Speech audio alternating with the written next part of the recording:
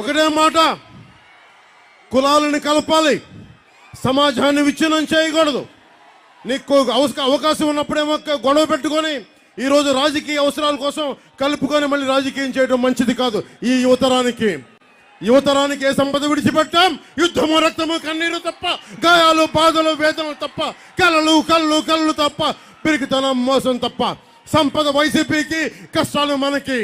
దోపిడీ చేసి వాళ్ళందరినీ వెక్కుతున్నారు. మనలో ధైర్యాన్ని చంపేస్తున్నారు. మీకు ధైర్యాన్ని నింపే నాయకత్వం వస్తుంది. నేను మీకు అండగా ఉన్నాను. మీ కష్టాలు నావి, మీ కన్నీళ్లు నావి. నేను మీకోసం పనిచేస్తాను.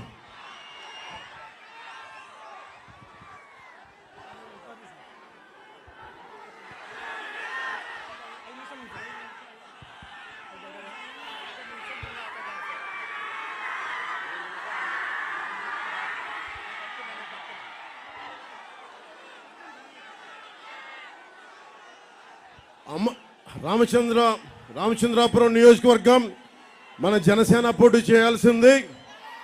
కానీ కూటమి ధర్మం ప్రకారం నేను మన స్థానాన్ని తెలుగుదేశం పార్టీకి ఇవ్వడం జరిగింది. ఎందుకంటే మనం 175 స్థానాల్లో జనసేన పోటీ చేస్తున్నట్టే, 175 స్థానాల్లో భారతీయ జనతా పార్టీ పోటీ చేస్తున్నట్టే, 175 స్థానాల్లో తెలుగుదేశం పోటీ చేస్తున్నట్టే. ఈసారి స్థిరత్వం కావాలి, సుస్థిరత కావాలి, మీకు ఉపాధి అవకాశాలు కావాలి, వలసలు ఆగాలి, సాగునీరు రావాలి, తాగునీరు కావాలి, కాలుష్యం పోవాలి, రోడ్లు, గుంతలు లేని రోడ్లు కావాలి. ప్రతి ఒక్కరికి అండగా ఉండే ప్రభుత్వం రావాలి. ఆ దిశగా నేను ఈ రోజున తెలుగుదేశం సైకిల్ గుర్తు మీద మన రామచంద్రాపురం నుంచి వాసంశెట్టి సుభాష్ గారిని మనస్ఫూర్తిగా గెలిపించమని మిమ్మల్ని కోరుకుంటా ఉన్నాను. అలాగే మన అమలాపురం పార్లమెంట్ అభ్యర్థిగా మనకి జిఎం హరీష్ గారిని గెలిపించవలసిందిగా కోరుకుంటున్నాను.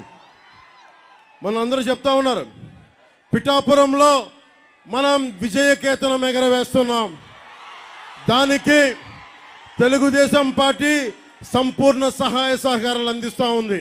అలాగే మన మద్దతు ఉన్న నియోజకవర్గాల్లో, మన జనబలం ఉన్న నియోజకవర్గాల్లో మన కంపల్సరీగా తెలుగుదేశం పార్టీకి, భారతీయ జనతా పార్టీకి మన మద్దతు ఇవ్వాల్సిన అవసరం ఉంది.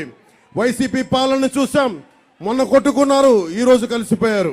అలా కాకుండా ఎప్పుడు కూడా గొడవలు పెట్టే వ్యక్తిత్వం సమాజం కాదు, కలిపే ఉంచే వాళ్ళు కావాలి.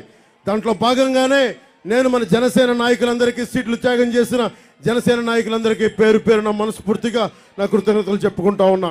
ఇది నా సైన్యం.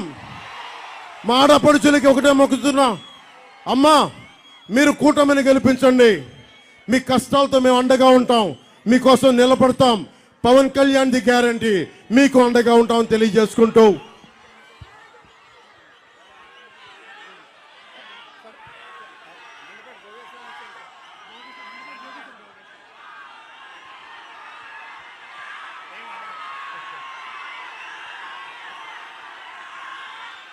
అలాగే మండపేట కూడా మన జోగేశ్వరరావు గారిని మనస్ఫూర్తిగా గెలిపించవలసిందిగా కోరుకుంటున్నాను సైకిల్ గుర్తు మీద. ఎందుకంటే నేను మండపేట కూడా వెళ్ళడానికి ప్రయత్నం చేస్తా. నాకు తృప్తి సరిపోలా. రామచంద్రాపురంకి 3 నిమిషాలకు సరిపోలా. 45 నిమిషాలు మాట్లాడాలి, గంట మాట్లాడాలి, గంటన్నర మాట్లాడాలి. ఒక్కొక్కరు మనసు విప్పి మాట్లాడుకోవాలి. ఒక్కొక్క ఆడపడుచుతోటి, ఒక్కొక్క మబ్బుల్లో పరిగెత్తే పిడుగులు లాంటి నా జన సైనికుల కోసం మనసు విప్పి మాట్లాడుకునే సమయం కోసం ఎదురు చూస్తా ఉన్నాను.